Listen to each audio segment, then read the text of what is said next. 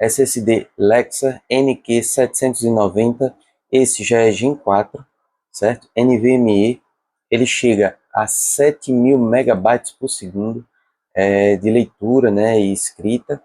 Então, temos aqui 1 terabyte. Eu tenho atualmente 512, né, e para mim eu senti já uns lagzinhos, então estou resolvendo passar para esse aqui e em seguida tirar o de 512 GB que é da Samsung. Vou deixar só o que já é original, mais esse de 1 tera, e o da Samsung que é de 512 GB eu vou colocar aqui nessa case e vou usar ele como um HD externo, certo? Esse também é uma comprinha do AliExpress, já tem um tempo que está guardado, da Orico, e aparenta ser bem legal, né?